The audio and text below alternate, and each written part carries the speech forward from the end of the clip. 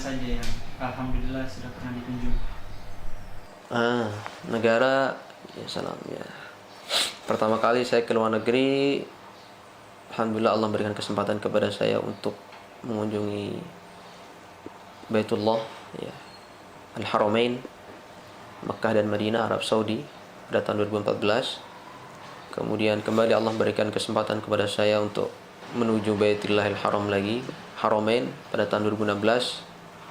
Kemudian dan qadarullah wa syaa fa'al, alhamdulillah Allah juga memberikan kesempatan kepada saya untuk berkunjung, ya, ke negara yang mungkin negara yang non muslim, negara yang muslim pada saat ini menjadi minoritas di negara tersebut. Pada tahun 2017 saya mendapatkan panggilan untuk mengimami Ramadan di negara Jepang. Selama 3 bulan kami di sana. Saya di sana 3 bulan. Kemudian alhamdulillah Allah memberikan kesempatan kepada saya kembali pada tahun 2018 akhir kemarin. Saya menuntut ilmu, belajar di negara Sudan. Mungkin bisa menceritakan kisahnya selama di Jepang. Masya Allah, kisah negara Jepang, ya.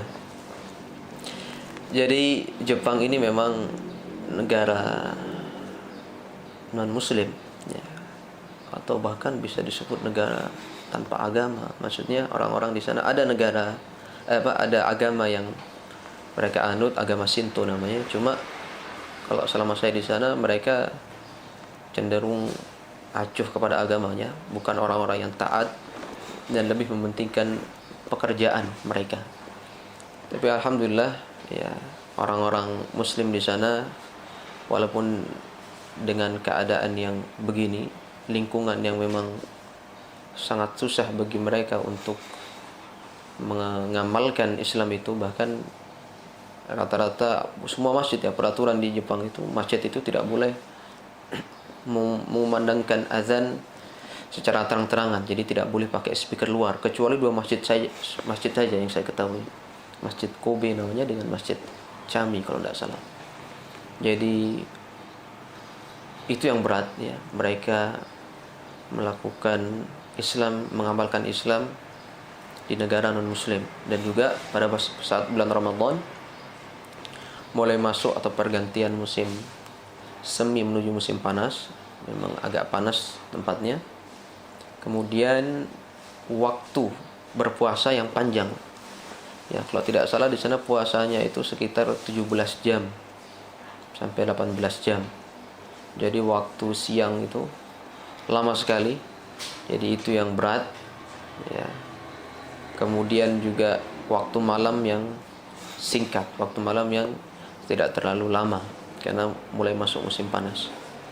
Jadi alhamdulillah saya di Masjid Hitachi namanya, daerah Hitachi, daerah provinsi Ibaraki namanya, 2 jam kalau dari Tokyo.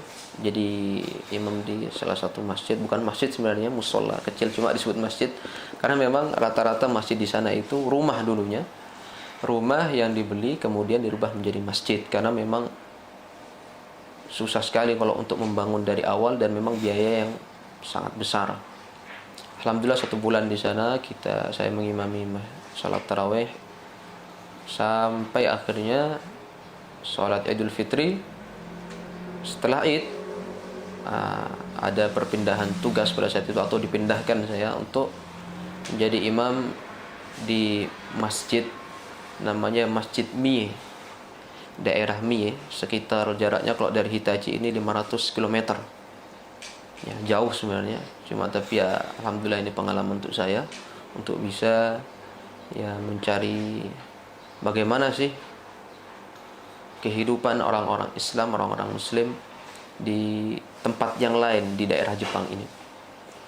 Kalau sebelumnya di Masjid Hitachi rata-rata para jamaah di sana orang-orang Malaysia, orang Indonesia juga ada sebagian, ada orang Mesir sedikit, kemudian orang Pakistan ada juga. Nah, kalau di Masjid Mie ini rata-rata banyak orang Malaysianya. Kalau sebelumnya banyak orang Malaysia sebelumnya, ya. Kalau ini banyak orang Malaysianya, banyak orang Indonesia di Masjid Mie. Kemudian orang Sri Lanka juga banyak, orang Bangladesh, orang Pakistan. Dan saya rasakan di masjid ini ghirah para orang Islam, orang Muslim di sana sangat kuat sekali. Ya, sehingga diadakan halaqah-halaqah Quran untuk anak-anak kecil di sana. Jadi ada anak-anak yang keturunan Bangladesh, Jepang, anak-anak kecilnya. Kemudian ada orang Pakistan yang memang lahir di sana dan besar di sana yang hanya bisa pakai bahasa Jepang. Alhamdulillah saya di sana diamanahkan untuk mengajar anak-anak kecil itu, walaupun sebenarnya di awal susah sekali karena anak-anak kecil ini mereka hanya bisa bahasa Jepang, nggak bisa bahasa Inggris. Ada orang Indonesia cuma nggak bisa bahasa Indonesia, jadi mereka bahasa Jepang. Dan pada saat itu saya datang ke Jepang dalam keadaan saya nggak tahu sama sekali bagaimana percakapan bahasa Jepang itu.